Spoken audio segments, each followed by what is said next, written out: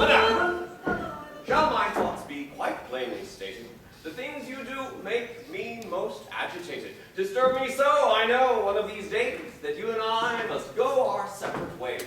I cannot hide from you what you should know, that ere too long I'll be constrained to go. I haven't got the stomach to delude, to pose pretending some complacent mood.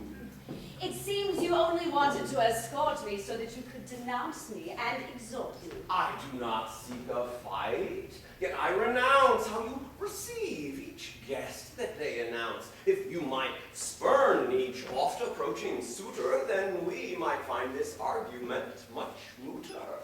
Have I control over what these men are feeling? Is it my fault they find me appealing?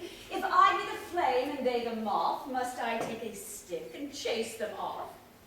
A stick, madame, is not what you now need, but rather disposition to recede. I can't complain of charms which I adore so much as how you move them to explore. Your melting manner, your enlisting eyes, encourage each to vie to win your prize.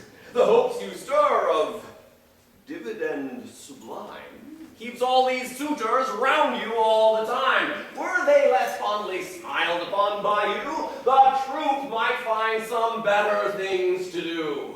But please, madame, perhaps you might explain why this tundra wins such fond acclaim. Is his great virtue valued here so high that he should think to win your roving eye? Is it that nail that he grows overlong on little finger which so strikes your gong? Or is it that blonde wig he wears instead which so inclines you to incline your head? Upon his waistcoat there's a fancy stitching. Is that the thing that you find so bewitching? Or is it that this paragon now reaches into your heart through buttons, bows, and breeches? Or does his giggle or that shrill falsetto carve up your heart as though with a stiletto? There is no reason for your jealous eye, and I believe you know the reason why. You know I face a certain legal action, and I must have his influence in my faction. Then lose your lawsuit, madam, in a hurry, and for his foppish favor do not curry. It seems you're jealous of the universe. Of course, since you won't tell it to disperse. The very fact that I am free with all of these should be enough to put your heart at ease. Your mind might have some reason to doubt, were there a single one I singled out. If I'm to be at peace with all my brothers, just how's my treatment different from these others? Is not the fact I love you enough? What stops you giving all these men that bluff? To stick my neck out with that declaration, I think would merit some consideration. But where's the certainty that you don't say the same thing to these men in just this way? How gallant, how courteous, high-minded. I see your love of me leaves you quite blinded. Well, to save you from your suspicious gall, I have no choice but to retract it all. No one pulls the wool over their eyes but you yourself. And still my heart denies to let go of this love with which it's cursed. Ah, how I'd bless the loss of this harsh thirst. I do not hide how I would exorcise this demon love which feeds upon your eyes. And yet, within this war, the demon wins. This love is punishment for all my sins. It seems that you, of all the world, love most. Of course, no competition could come close. However much you might wish to deny, no man has ever loved as much as I. Your love is quite unique, I do not doubt. You show it in the way you chew me out. Of all the fond invectives that you've exhorted, I have never been so turbulently courted. Oh, you could turn my turbulence to bliss if only... Come, let's table all of this. Let's speak with lesser rancor than we've been. What is it? It's a cast. Oh, show him in. What? Shall we never have a moment's peace? Do all your social hours never cease? You don't imagine that you might just once not open up the door to every dunce? You'd like me to antagonize him so? Why keep from him what you and I both know? A cast would be upset and quite let down if he should know we think him such a clown. But if he's such a clown, why tolerate him? Oh, no, I do not dare gall or bait him. I cannot discount his influence at court. A poisoned word from him would sell me short. His kind's no good when it it comes to a favor, but if their good opinion starts to waver, if there's a case, or somewhere you've applied, you do not want them on the other side. And rather than take but the slightest chance, you would admit each caller wearing pants. And all the circumstances which you thought. Madame, Monsieur Platon was here. Why not? Where are you going? Somewhere else. Oh, stay. Oh, no. Don't go. I must. Oh, please. Good day. Don't hold me back. I am evacuating. You know I find these things excruciating. You must stay here, my dear. I tell you no. All right, then I'll give you my leave to go. The two marquises have come to their call. Are they announced? Oh, yes. Bring chairs for all. You're still here? Yes.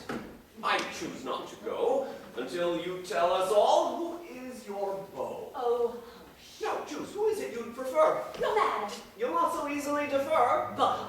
Make your mind up. No, you're just teasing. No, you choose. Who is it you'd be pleasing? Oh my! I've just come from court, where our Cleant has made himself the sport of such a taunt. Is there no friend to intercede and bring him to know to act before the king?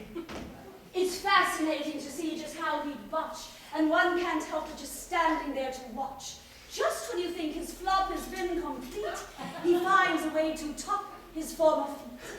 Now, speaking of a foolish, silly boor, I just encountered one you can't endure. For 1 full hour in the sun, Damon talked at me as though I were but a stone. For hours on end he'll bend your ear and never make one impression clear. Should he come to some point, he'd be perplexed and would know what ought to happen next. Seems again we're well off to the races, and all our friends we put in their places.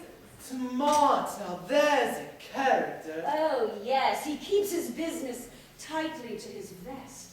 He shrouds himself in mysteries of sorts as though he stored some secret in his shorts. He ponders each word for subtle hints, and endlessly his eyebrows rise and wince. The things he murmurs in his darkened tone are always thoroughly already known. There's none to match him for his secret ways. He even whispers, saying his good day. And what about Gerard? Oh, that silly oath! It's only with the nobles he'll loathe. To him, it's but the title to our worthy, and the rest of us must be complete scurvy. He's so obsessed, his talks take but one course. It's nothing but the hunt, the hound, and the horse. He speaks without a single appellation, and to address messieurs beneath their stations. Some say he's mad by Belize. So much for him to catch Belize disease. Each time she visits, I have to grope and search to find a topic where she won't lurch. But her retorts are so tense and terse that conversations droop and die of thirst. At last resort, you talk about the weather. But that's not enough to break her from her tether. No storm, no rain, no snow, nor no monsoon can get that girl to sing a different tune. However, painfully the talk might lag well to the day her visits yet will drag. No matter how you yawn or stretch your neck sits, is futile to attempt to cue her exit. And never dressed? Oh, his ego is so inflated. At the slightest snub, he's agitated. And since he's not really liked at court, he spends his time with tempers ever short. None receives a benefit or grace without a redness rising in his face. And young Cleon, what say on his behest? He entertains the brightest and the best. His cook sees to it that everyone's well fed. They come not to see him, but see his spread. His fine repast can hardly be denied. But must he serve himself up on the side? The stupid things he says are such a treat, they spoil the taste of chicken, fish, or meat. Some have praised his uncle to no end. What say you of Dami? Oh, he's a friend. A decent, clever sort, I have to say. And yet, he works too hard to be that way.